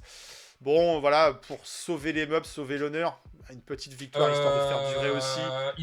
Il se fait pas sweeper par les Spurs sur sa première finale avec Cleveland. Il n'y a pas un 4-0. Si, ouais. Et c'est là où Tony Parker est MVP. Et Tim Duncan, il lui dit, d'ailleurs, Tim Duncan lui dit, ouais, on l'a pris les prochaines, elles seront pour toi. Mais les prochaines, ouais, c'est ce qu'il lui dit. Visionnaire le garçon. Donc voilà, donc c'est une série qui pourrait finir en sweep, qui pourrait finir assez vite, qui permettrait d'avoir un peu de repos pour OKC. Je sais pas s'ils en ont besoin. Leur Jalen Williams, et pas Jalen Williams est encore sur la touche, mais voilà, ça suffit en tout cas pour l'instant avoir le gros avantage sur cette série. Et une série qui est plus accrochée qu'on aurait pu croire, ou que certains voulaient croire, la fameuse série qui est au coude à coude, c'est les Wolves contre les Spurs. Les Wolves ont réussi un peu à surprendre les Spurs de chez eux au match 1, avec un retour de Anthony Edwards qui est formidable aussi en résilience. Le joueur se fait une hyper extension du genou. Mais bon, voilà, il a un corps en mousse, faut croire. Il revient au Game 1 du match du second tour. Bon, derrière, il y a eu une énorme réaction des Spurs sur un gros blowout des familles sur le match 2. Et puis le match 3, ils ont enfoncé le clou. Mais le match 4, alors, il avait lieu cette nuit. Moi, je ne l'ai pas vu. J'ai entendu dire que un certain Wemby s'était fait éjecter.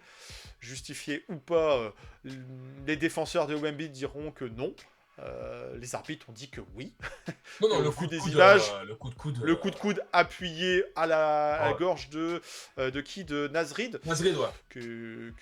Qui passait par là, mais qui n'était pas tout de suite au contact. Bon, voilà, si tu mets pas une flagrante 2 là-dessus, je sais pas quand on met. Il le chope là. Surtout qu'un peu, si tu veux, le geste est vilain. Quoi, et puis il n'y a pas que le geste, si tu veux, c'est que tu sens qu'il y a de la frustration qui sort parce que tu vois le visage. Tu vois le coup qui part, il veut le choper. Il a des longs segments, certes, c'est un humain. C'est pas un alien. On veut nous vendre que c'est un alien. Il a des émotions. Le Victor, il se fait masser les côtes. On joue physique sur lui parce que c'est aussi la façon un petit peu de résister à Victor. Il est tellement grand, il est en mismatch sur tout le monde dans cette ligue. Donc voilà, si tu joues contre des gosses, à un moment donné, ils te rentrent dans l'art pour essayer de te faire perdre le ballon, te faire trébucher. C'est la technique qui marche face à Victor. Donc voilà, il va apprendre aussi de ça. Hein. C'est un Shaolin, il est en formation, il est sur sa 3e saison NBA. Faut qu'il fasse de la zénitude. Ah, c'est compliqué. Et les intérieurs, souvent, ça joue des coudes. Et c'est difficile de tenir ses nerfs tout du long d'une rencontre. Mais là, le geste, il est vilain. Il n'a pas su se maîtriser. Et c'est une exclusion sur ce match, flagrante 2. D'ailleurs, la scène, je sais pas si tu l'as vu, avec Harrison Barnes, c'est ça, il dit, mais c'est quoi une flagrante 2? Ça veut dire quoi? Qu'est-ce qui se passe? Éjection pour moi. Oui. Non, je crois qu'il dit... Qu'est-ce que ça veut dire? Peut-être qu'il entend mal. Il sait quand même, Victor, ce que c'est les flagrante 2. Il connaît les règles du basket. Il sait ce que c'est. Il en a peut-être pas pris beaucoup dans sa carrière. Et on espère qu'il en prendra pas trop pour lui. Mais en tout cas, voilà. Il est rattrapé par la patrouille. Ce qui fait que les Wolves ont égalisé dans la série. Les surprenants Wolves. Hein. Ils sont incroyables. En fait, ils sont sous-estimés en permanence. Ça fait 2-3 saisons qu'on les retrouve en finale de conf. Et à chaque fois, on fait ouais, ils vont se faire torcher. Non, ils sont pas fait torcher par les Nuggets. Non, ils sont pas en train de se faire torcher par les Spurs. Il y a 2-2. Où est-ce que cette série ira? Elle va retourner pour sûr dans le Texas à San Antonio. Ouais. Mais s'ils veulent se qualifier, il faudra repasser par le Minnesota. Donc voilà, c'est pas fait. Est-ce que Victor va se faire suspendre? Je sais pas, je connais pas le règlement pour une flagrante 2 en playoff. Non, mais ça va être examiné par la Ligue. Maintenant, ils vont regarder la gravité de la faute. Et puis, ils vont prendre une décision. Alors, est-ce que la NBA va prendre une telle sentence? Tu t'appelles pas Draymond Green, t'as pas un casier judiciaire NBA lourd qui fait que on doit te punir. Mais tu vois, après, c'est pas une bataille au rebond, un coup de qui tombe. Là, moi, si tu veux, là, l'image, et même ce qui est assez marrant dans l'image, enfin, entre guillemets marrant, c'est la tête derrière de Dylan Harper qui fait... qui voit, en fait, son leader... T'as pété les plombs, là. Ouais, c'est ça. Mais c'est ça. Qui voit, en fait, son leader... je veux dire. Donc, il se traîne quand même une image de gentil garçon, Victor. Mais parce que voilà, je pense que c'est foncièrement quelqu'un de bien. Après, un peu intellectuel, il réfléchit, il pense beaucoup de choses, philosophe beaucoup de choses. Des fois peut-être un peu trop. Voilà, on n'aime pas le personnage. Mais sur le jeu, là, il domine, il est très fort, il est impressionnant dans sa progression, dans là où sont les Spurs de cette saison. Le geste est vilain, il est moche. On a eu d'autres, des gestes vilains et moches dans le foot. On pense au coup de boule de Zizou en finale Ouais. d'une Coupe du Monde face à l'Italie, face à Materazzi. Mais après, c'est ça, être un leader aussi, c'est aussi arriver à passer outre et à pas répondre aux provocations, à essayer. Mais après, il est jeune. Répondre par le jeu quel âge ça lui et fait pas par les mauvais gestes. Il a quoi, 21 ans? 21, 22, je Ouais. crois. Ouais. Donc, bon, Oui, oui, oui. Il tombe dans le Non, mais, piège, enfin, il tombe dans le piège tendu. C'est un humain. Voilà, n'importe qui peut péter les plombs et faire des gestes d'humeur qui sont pas tolérés. Là, malheureusement pour lui, ça a été sanctionné. Est-ce qu'il y aura une suspension? Ça pourrait changer quelque chose dans la série aussi. S'il doit y avoir une suspension, ça serait une suspension d'un match, mais Oui, ouais, mais si du coup, par mésaventure ou par bonne aventure pour les Wolves, ils vont s'imposer dans le Texas. si tu prends le prochain game, Voilà. là, il y a 2-2. Ça peut être game changer. C'est des matchs impairs, de toute façon, Voilà, on le dit. c'est ce que tu Et, dis souvent. Les Wolves, ça joue physique. Et ça a joué Et tu vois, physique face aux tu Nuggets. tu vois, n'empêche, Anthony Edwards, il monte en puissance, lui. Hein. Premier game, donc il revenait de sa blessure contre Denver. Donc déjà, il rate le dernier match de qualification. Il arrive contre San Antonio, 18 points, bon ok. Deuxième match, 12 points dans un gros blowout. Bon, tu comprends qu'il a été rapidement sorti. Et là, coup sur coup, il te sort 2 matchs à 32 et 36 points. Dont notamment l'autre match à 32 points, 14 rebonds, 6 passes. Avec des hauts pourcentages au tir. C'est quelque chose. C'est un joueur un peu fait pour ces moments. Voilà, on veut lui coller une étiquette de Jordan. C'est ça ce que j'allais te dire. Ce qui est un peu lourd à porter, hein, mais on trouve en tout cas des similitudes et il a le du jeu en fait. Il a le trash talk. Du jeu, c'est important. Il a le trash talk. Et puis les skills, c'est un joueur qui est beau à voir jouer aussi.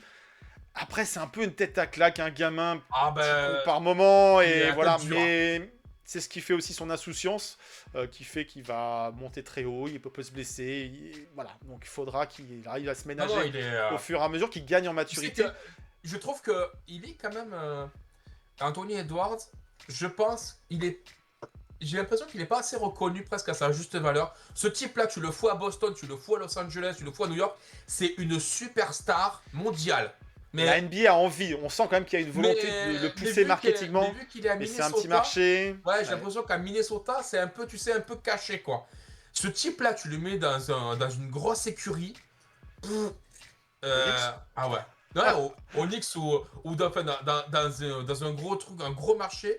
Parce qu'il faut pas se voiler la face, Minnesota c'est un petit marché. C'est un joueur d'Atlanta. Bon, je suis pas sûr qu'aux Hawks on aurait une meilleure. Non. Bon. Et c'est souvent les amis de podcast qui sont Airball, les Airballos, qui disent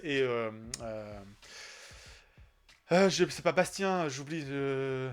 J'ai un trou de mémoire sur son nom. Urbain qui dit non mais on réalise pas Rudy Gobert à chaque fois.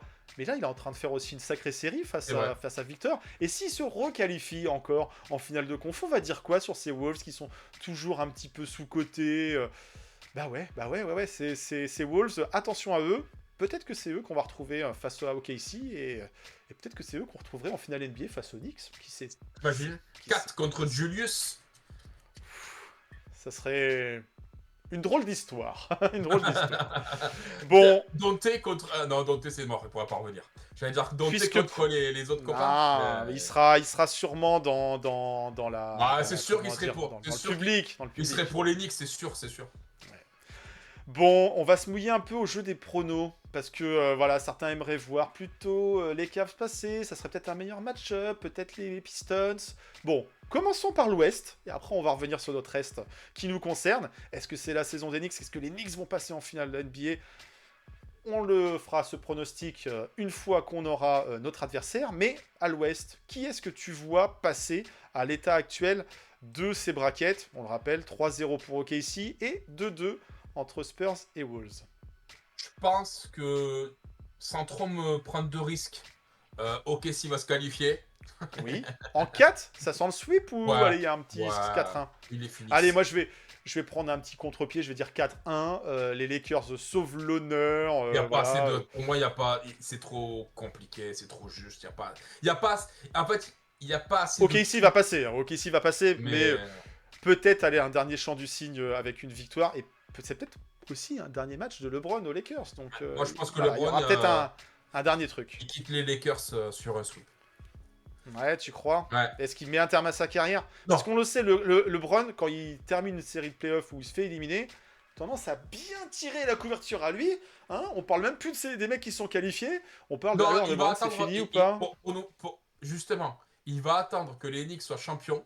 Et pour éclipser, pour justement Oh, l'enfoiré. contrebalancer. Pour dire, je prends ma retraite. Ouais, c'est ça. Comme ça, on parlera que de lui, on parlera plus des Knicks. Quoique, s'il y a bien un truc, je pense que s'il y a bien un truc qui pourrait résister à un tremblement de terre de la déclaration de LeBron de sa retraite, ça pourrait être justement un titre des Knicks, je pense. Est-ce qu'il va attendre d'ici là? Bon, on est sûr que, de tout cas, quand son élimination va avoir lieu, parce qu'on voit OKC passer, là, hein, ça sera difficile d'inverser la tendance, surtout à 3-0. Mais bon, faut jamais dire jamais avec LeBron.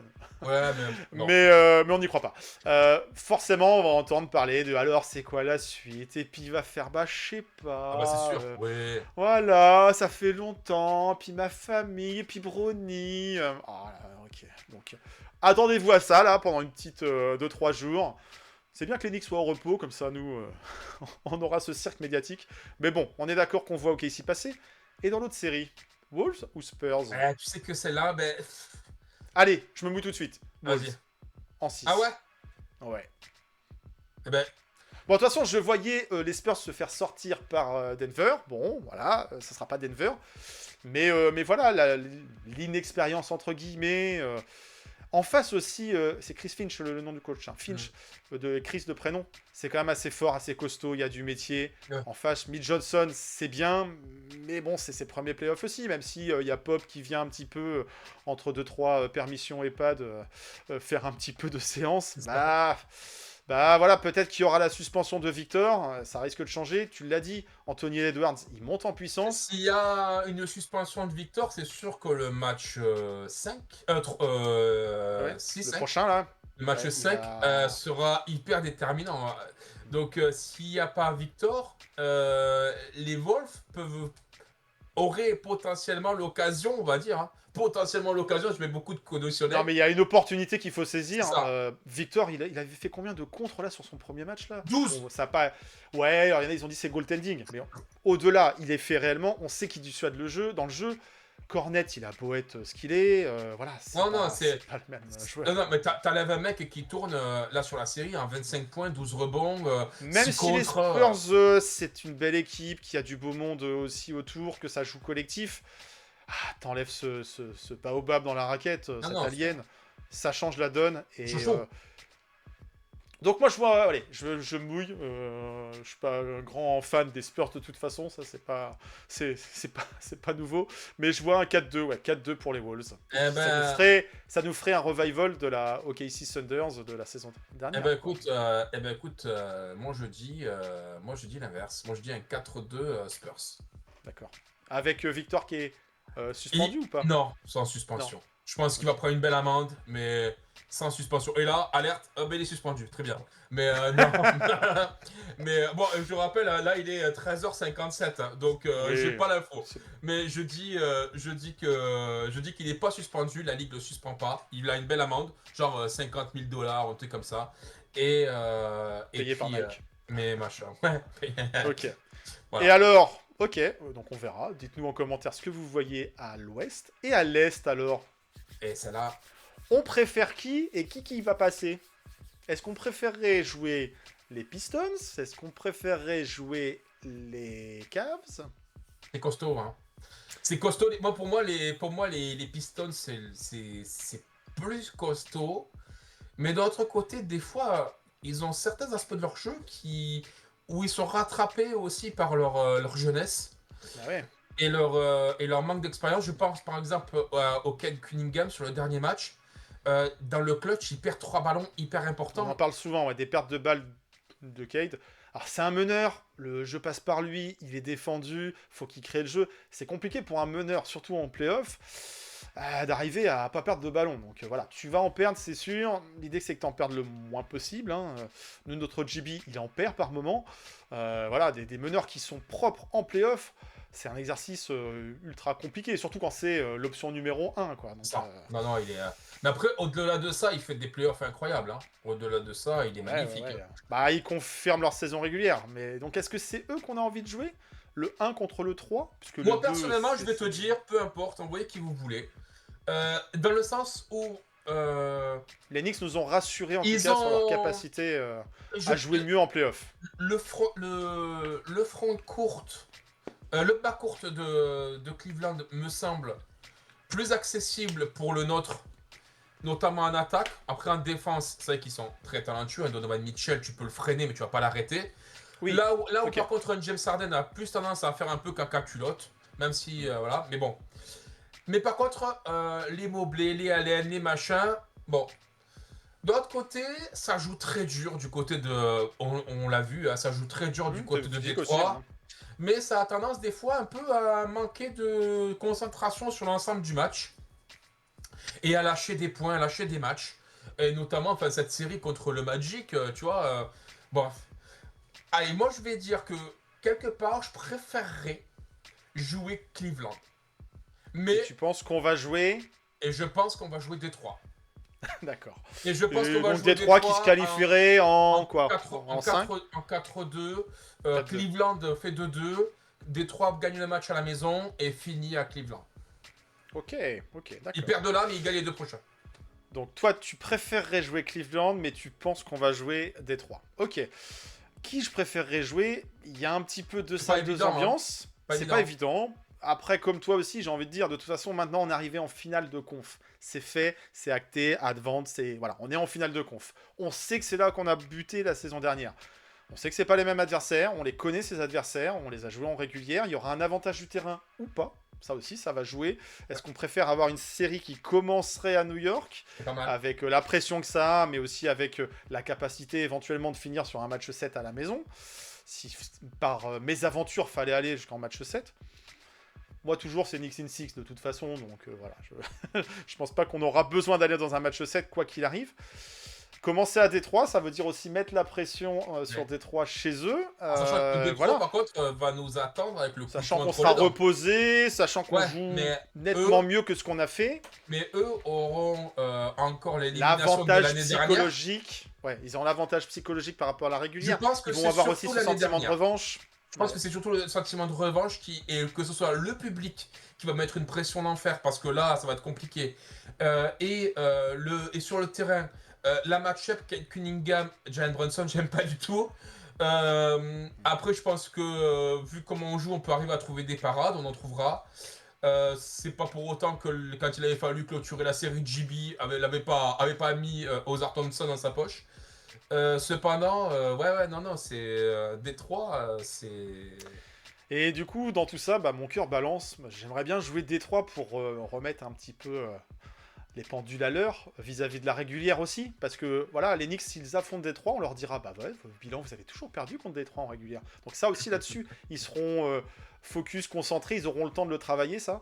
Là où sur les Cavs, il y a de l'expérience, et en même temps on a Harden qui fait jamais de super playoffs. Donovan Mitchell, on sait que c'est un talentueux offensif, mais ça n'a jamais été non plus si loin que ça en playoff. La paire d'intérieur, Allen, qui aime pas trop le Garden, les lumières du Garden. Mobley, on nous dit c'est un talent générationnel. Je demande à voir. C'est un Ouais. All-Star, oui. Talent générationnel, c'est même pas le meilleur joueur de son équipe. Pour l'instant, Bon. non. Donc voilà, mais du coup, ça fait un jeu aussi peut-être plus fort en termes de joueurs de raquettes que les Pistons. Les Pistons, Duren, c'est très fort. Mais derrière ça, bon, voilà. Duren Tobias Harris, fait pas des grands il playoffs. fait pas des super playoffs. Donc mon cœur balance. À la fois, j'ai envie de dire, je sais pas, et j'ai envie qu'on aille en finale NBA, et c'est ce que je pense qu'on fera. Dans mon bracket initial, j'avais dit les Cavs, mais je pensais que les Cavs allaient se qualifier. Donc je vais rester sur ça, que les Cavs se qualifient, et que ça soit eux qu'on rencontre, et qu'on ait l'avantage du terrain, et qu'on les batte en 6. Voilà, je vais rester fidèle à mon bracket initial. Et puis si c'est les Detroit Pistons, eh ben, il faudra montrer que la régulière c'était bien, Donc que là, ça fait pas tout. Et Cleveland passe en 6 contre Détroit. Ouais. Ouais, grosse cote, hein. J'ai une grosse cote à l'ouest, j'ai une grosse cote à l'est.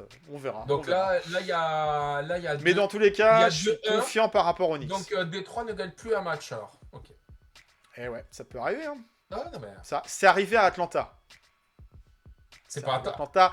Alors Détroit, c'est pas Atlanta, Atlanta.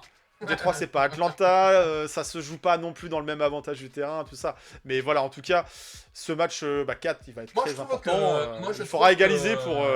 Moi, je trouve que Cleveland, c'est des gentils garçons, quoi. Il manque de méchanceté, j'ai l'impression. Tu vois. Il manque de dureté. aussi- Il manque de dureté à Cleveland. Pourtant, ils sont allés chercher Est-ce qu'ils ont un meilleur coach? Est-ce qu'ils ont un meilleur coach que Détroit?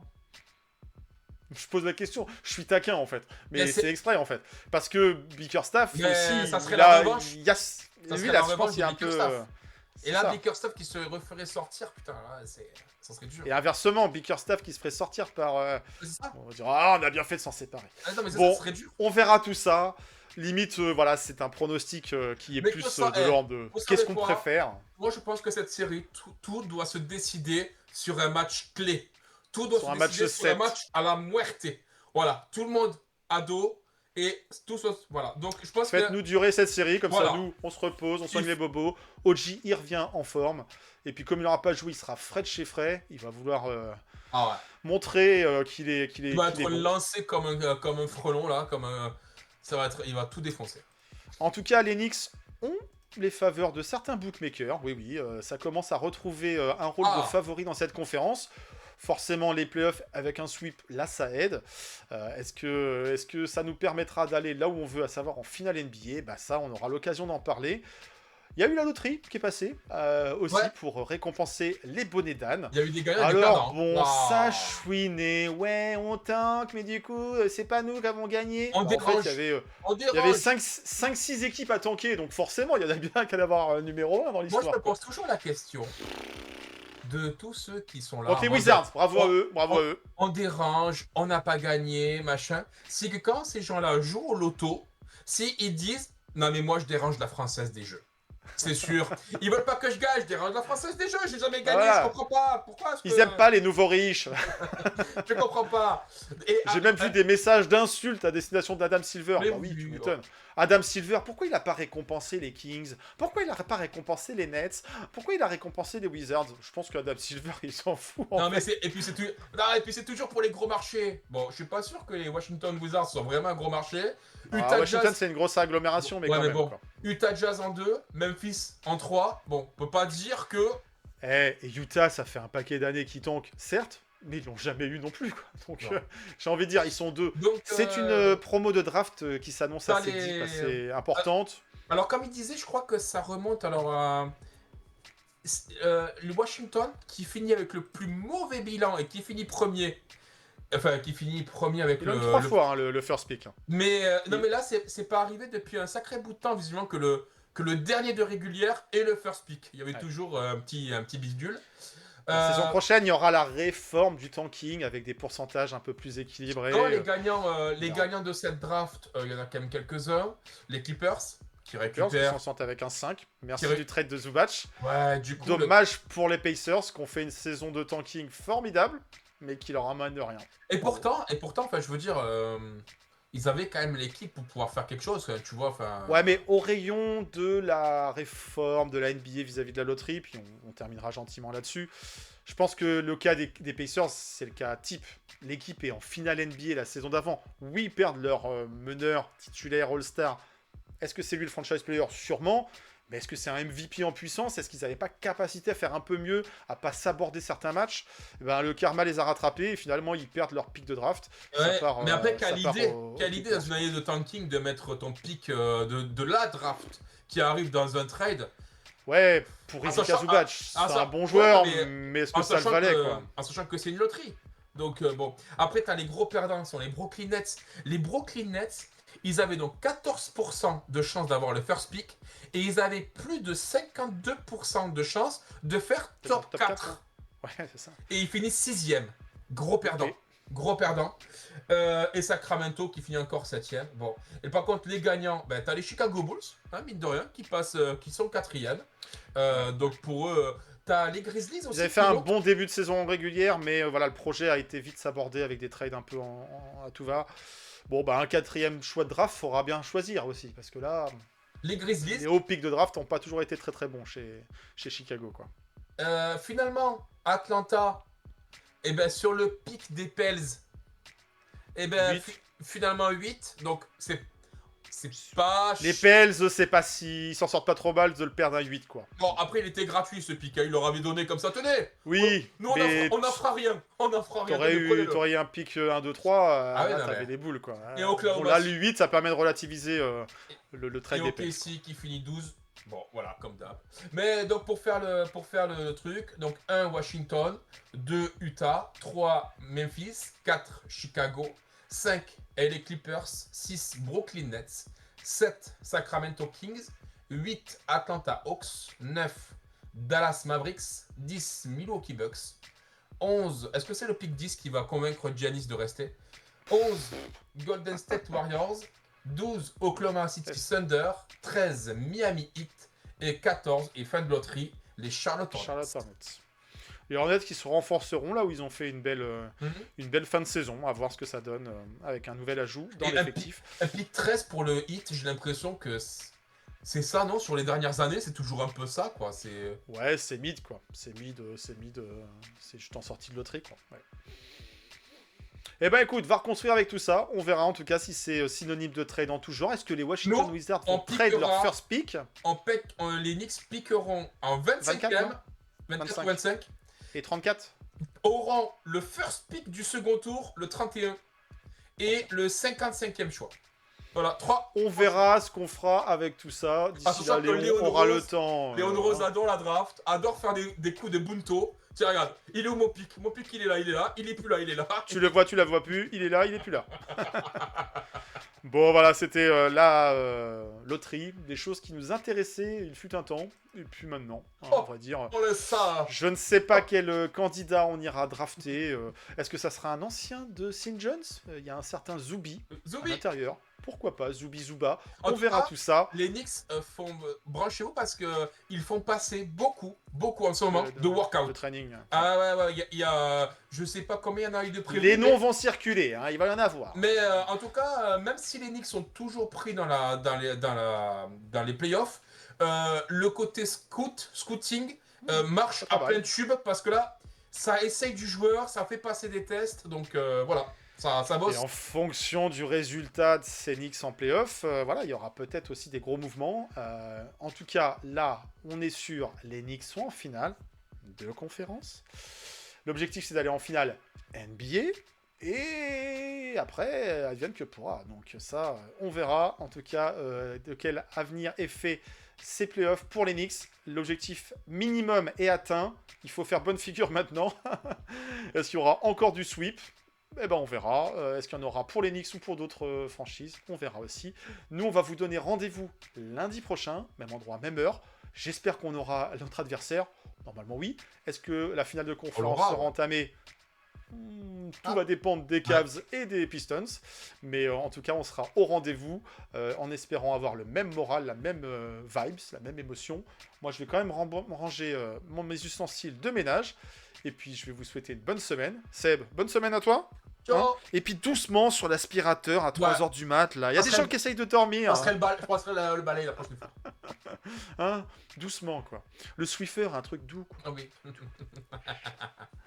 Allez, nettoyer. Bonne semaine à toutes et à tous. Et rendez-vous lundi prochain sur KNF TV pour l'épisode 158. Ciao, ciao.